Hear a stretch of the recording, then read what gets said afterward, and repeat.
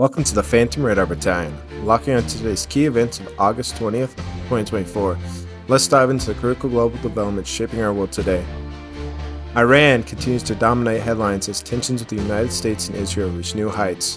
Iranian-backed militants in Iraq have declared that their truce with the U.S. is over, signaling a potential increase in hostilities. Meanwhile, Germany has summoned the Iranian ambassador to Berlin, reflecting growing concerns in Europe over Iran's actions and rhetorics. The Iranian Revolutionary Guard has made it clear that political developments will not deter from their right to respond to Israel. According to the IRGC spokesperson, the waiting period for Iran's retaliation against Israel could be long, but it remains a looming threat. In Palestine, the situation is becoming increasingly dire. Israel airstrikes have targeted multiple locations in eastern Lebanon, resulting in several explosions and casualties. The Lebanese Ministry of Health has reported 1 death and 16 injuries following these raids. The attacks caused widespread damage and further escalated the tensions in the region. Palestinian militants have engaged in armed clashes with Israel's security forces during a raid on a refugee camp in the Western Bank. The violence comes amid a broader escalation, with approximately 40 rockets fired from Lebanon into northern Israel and several drones hitting the Golan Heights. The situation in the region is rapidly deteriorating, with the potential for a broader conflict looming. Syria remains a hotspot for cross-border conflicts.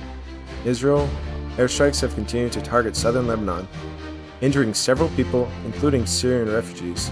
In one incident, a Syrian worker was injured during a shelling in a southern Lebanese town near the border with Israel. The ongoing violence underscores the fragile situation in the region, with multiple actors involved in a complex web of conflicts. In Ukraine, the conflict with Russia is intensifying on multiple fronts. Ukrainian forces have reported advancing in 5 directions in the Kursk region of Russia. The most significant gains have been made along key roads and near critical settlements, putting Russian forces under severe pressure. Ukrainian forces have taken control of several villages and damaged key bridges, effectively trapping thousands of Russian soldiers in a precarious position. In the Zaporizhzhia region, Ukrainian forces have launched a new offensive, signaling that their intent to regain control of the strategically important areas.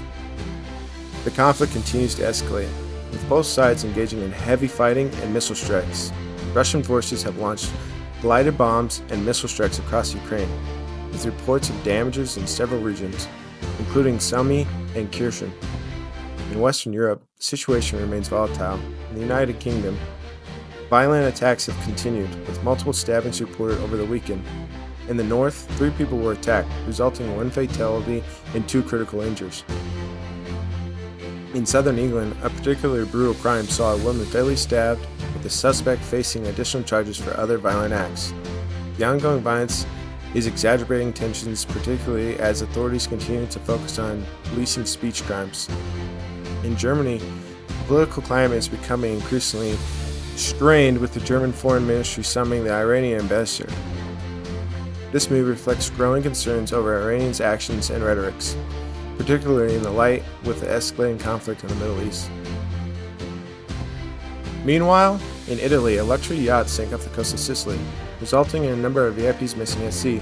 The vessel, owned by a British software tycoon, was carrying several high-profile individuals. The incident has drawn significant attention, particularly given the recent suspicious deaths of another key figure involved in a major fraud scandal in the UK. On the home front in Texas, the investigation into the recent small arms attack at Joint Base Antonio Lackland continues.